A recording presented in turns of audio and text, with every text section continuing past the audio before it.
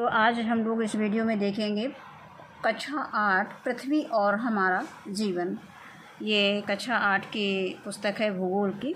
तो इस वीडियो में हम लोग भूगोल देखेंगे और भूगोल में ये पाठ 8 है। पाठ का नाम है उत्तर प्रदेश अर्थव्यवस्था एवं मानव संसाधन। तो बच्चों, सबसे पहले हम इस वीडियो में लेसन को यानी पाठ को पढ़ेंगे और आपको पाठ को बहुत ध्यान से सुनना है, जिससे कि आपको इसके प्रश्नों के उत्तर आसानी से समझ में आ जाए, उसे आप आसानी से लिख सकें, याद कर सकें। अब इसके बाद हम सबसे पहले इस पाठ को रीडिंग करते हैं और अंत में इसके अभ्यास प्रश्न देखेंगे। तो आइए पढ़ते हैं। पाठ 8 उत्तर प्रदेश अर्थव्यवस्था एवं मानव संसाधन।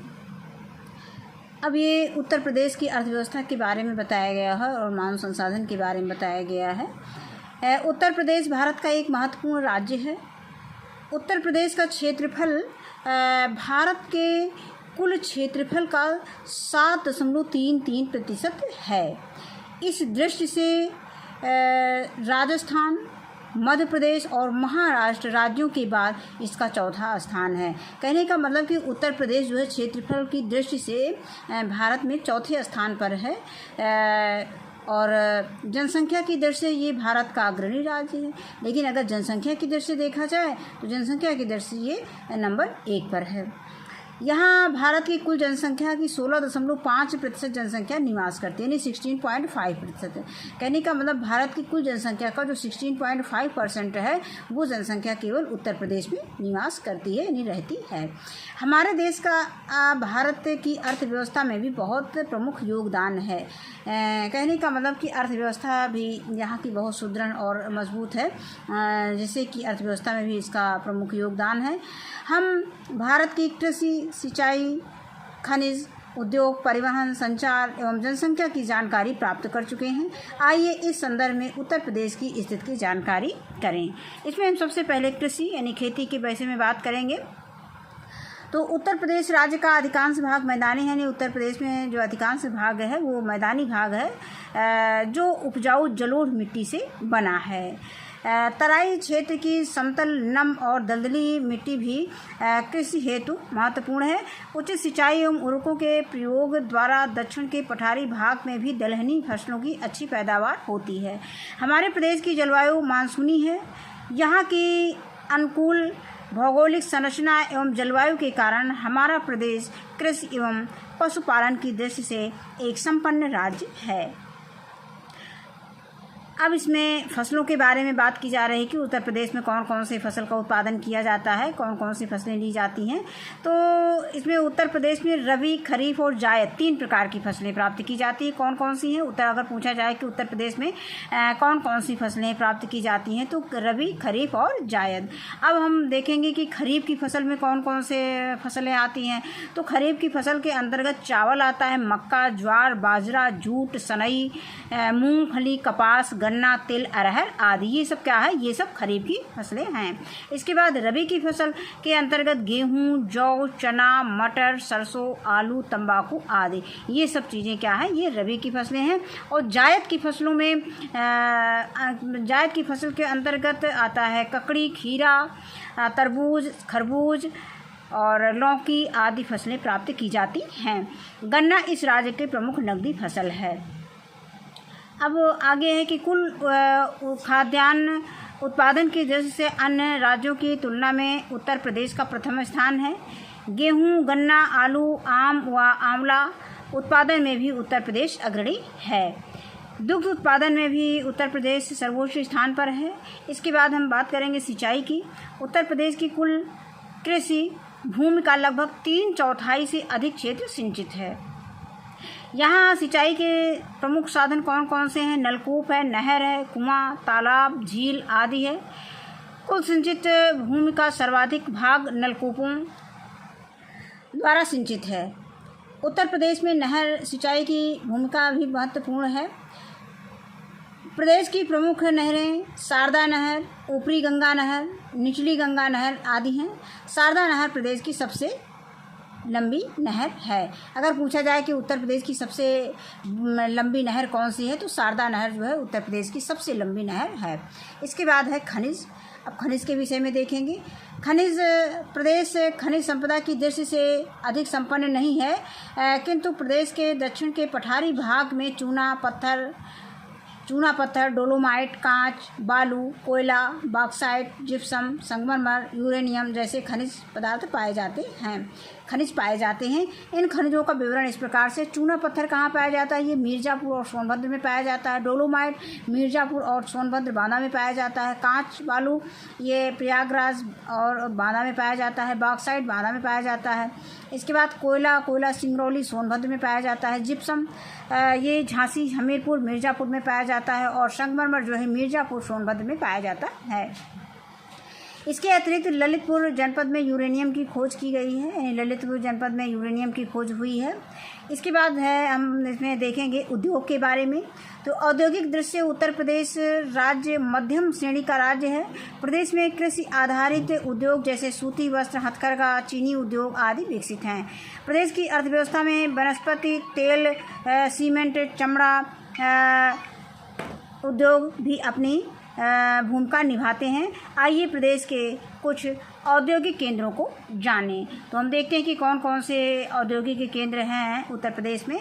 तो सूती वस्त्र उद्योग, सूती वस्त्र उद्योग कहाँ पर है? कानपुर और वाराणसी में है। कालीन उद्योग कहाँ है? भदोही में है। सीमेंट उद्योग कहाँ है? चुर्क और डाला में है। इलेक्ट्रॉनिक उद्योग की बात करेंगे तो ये नोएडा और लखनऊ में है। चमड़ा उद्योग कानपुर और आगरा में है। वनस्पति तेल उद्योग ये कानपुर, मोदीनगर, मेरठ में है। और खेल का सामान मेरठ में है। उत्तर प्रदेश में औद्योगिक विकास को गति देने के लिए 1981 में उद्योग बंधु योजना की शुरुआत की गई थी। कौन सी योजना की शुरुआत की गई थी? उद्योग बंधु योजना की शुरुआत की गई थी। इसके पहले 1976 में प्रदेश के प्रथम औद्योगिक विकास प्राधिकरण के रूप में नोएडा यानी new Okhla industrial development authority, जिसको हम नोएडा बोलते हैं, नोएडा का फुल फॉर्म अगर पूछा जाए तो नोएडा का फुल फॉर्म है new Okhla industrial development authority, Noida की स्थापना की गई। इसके बाद प्रदेश में कई अन्य औद्योगिक प्राधिकरणों जैसे विकास प्राधिकरणों जैसे जौनपुर में सीडा, ये विकास प्राधिकरण है। जौनपुर में कौन सा विकास प्राधिकरण है? सीडा है। और सीडा का फुल फॉर्म दिया गया है शाटाहारिया इंडस्ट्रियल डेवलपमेंट अथॉरिटी, सीडा और SIDA। इसी तरह से गोरखपुर में गीडा है, तो Gorakhpur industrial development authority, GIDA, GIDA. Bhadohi में बीडा, भदोही इंडस्ट्रियल डेवलपमेंट अथॉरिटी, बीडा आदि की स्थापना की गई। इसके बाद जनसंख्या एवं नगरीकरण। जनसंख्या 2011 के अनुसार उत्तर प्रदेश से कुल जनसंख्या लगभग 19.98 करोड़ है, 19.98 करोड़ है। इसमें 52.29 यानी 52.29% पुरुष हैं और 47.71 यानी 47.71% महिलाएं हैं। संपूर्ण विश्व में केवल 4 ऐसे ही देश हैं जिनकी जनसंख्या उत्तर प्रदेश से अधिक है। ये देश कौन कौन से हैं? तो ये देश हैं चीन, भारत, संयुक्त राज्य अमेरिका व इंडोनेशिया।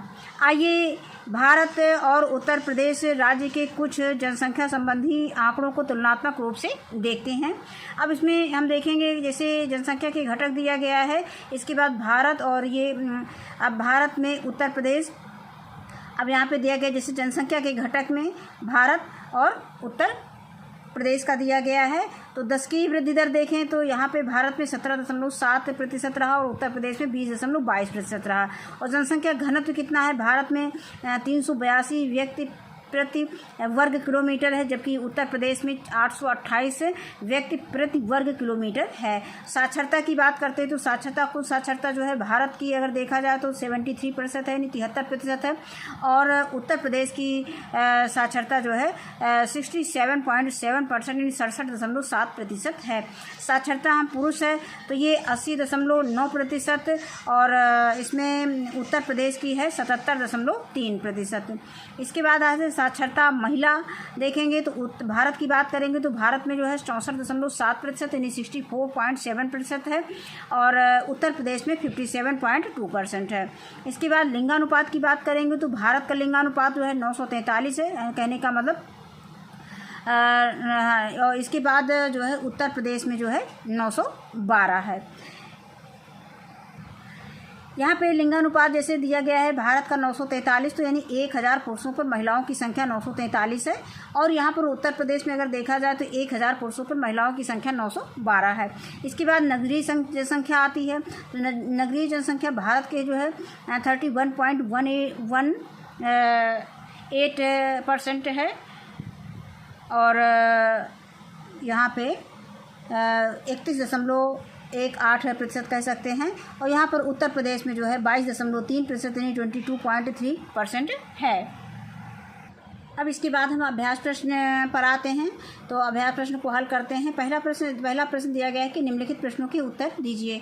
तो इसमें पहला प्रश्न का दिया गया है कि उत्तर प्रदेश कृषि एवं पशुपालन की दृष्टि से एक सामान्य राज्य क्यों है। तो इसका उत्तर हम इसी बुक से ही देख लेते हैं। तो इसका उत्तर हम लोग यहाँ से लिखेंगे कि यहाँ से उत्तर लिखेंगे फिर यहाँ पे लिखेंगे कि उत्तर प्रदेश राज्य का अधिकांश भाग मैदानी है जो उपजाऊ जलोढ़ मिट्टी से बना है। तराई क्षेत्र की समतल, नम और दलदली मिट्टी भी कृषि हेतु महत्वपूर्ण है। उचित सिंचाई एवं उर्वरकों के प्रयोग द्वारा दक्षिण के पठारी भाग में भी दलहनी फसलों की अच्छी पैदावार होती है। हमारे प्रदेश की जलवायु मानसूनी है। यहाँ की अनुकूल भौगोलिक संरचना एवं जलवायु के कारण हमारा प्रदेश कृषि एवं पशुपालन की दृष्टि से एक संपन्न राज्य है। अब इसमें प्रश्न संख्या 2 है कि उत्तर प्रदेश में सिंचाई का प्रमुख साधन कौन सा है। तो इसका उत्तर इसी बुक से देखेंगे। यहाँ पे हम लिखेंगे कि उत्तर प्रदेश में सिंचाई का प्रमुख साधन, यहाँ पे लिख लेंगे कि उत्तर प्रदेश, यहाँ पे लिख लेंगे उत्तर प्रदेश में सिंचाई के प्रमुख साधन नलकूप, नहर, कुआं, तालाब, झील आदि हैं। इसके बाद प्रश्न संख्या गा दिया गया है कि किन किन देशों की जनसंख्या उत्तर प्रदेश से अधिक है। तो इसका उत्तर हमारा यहाँ दिया गया है कि किन किन देशों की जनसंख्या उत्तर प्रदेश से अधिक है। तो हम यहाँ से उत्तर लिखेंगे, फिर लिखेंगे कि संपूर्ण विश्व में केवल 4 देश ही ऐसे हैं जिनकी जनसंख्या उत्तर प्रदेश से अधिक है। ये देश चीन, भारत, संयुक्त राज्य अमेरिका एवं इंडोनेशिया हैं। हम चाहें तो इसको नंबर डाल के लिख सकते हैं कि नंबर 1 चीन, नंबर 2 भारत, नंबर 3 संयुक्त राज्य अमेरिका और नंबर 4 इंडोनेशिया। इसके बाद अगला प्रश्न इसमें दिया गया है। अगला प्रश्न घा दिया गया है कि उत्तर प्रदेश राज्य की नकदी फसल कौन सी है। तो यहाँ पे हम उत्तर में लिख देंगे कि हम जानते हैं कि उत्तर प्रदेश राज्य की नकदी फसल गन्ना है। इसको भी हमने पाठ में इसको पढ़ा भी था। तो यहाँ पे उत्तर हम लिख देंगे कि उत्तर प्रदेश राज्य की नकदी फसल गन्ना है। इसके बाद प्रश्न संख्या अंगा आता है कि उत्तर प्रदेश के किस भाग में खनिज मिलते हैं। तो उत्तर प्रदेश के दक्षिण के पठारी भाग में खनिज मिलते हैं। इसके बाद आते हैं रिक्त स्थानों की पूर्ति कीजिए प्रश्न संख्या 2 पर। तो इसमें कहा दिया गया है कि उत्तर प्रदेश में भारत की कुल जनसंख्या का 16.5% निवास करता है। और इसके बाद आता है खा कि उत्तर प्रदेश में खेल के सामान का उद्योग कहाँ पर है। मेरठ जनपद में है। यानी उत्तर प्रदेश में खेल के सामान का उद्योग अगर पूछा जाए तो वो मेरठ जनपद में है। फिर आता है गा, उत्तर प्रदेश में बॉक्साइट जो है चित्रकूट जनपद में पाया जाता है। और घा है उद्योग बंधु योजना का आरंभ कब हुआ था। 1981 ईस्वी में हुआ था, वर्ष में हुआ था।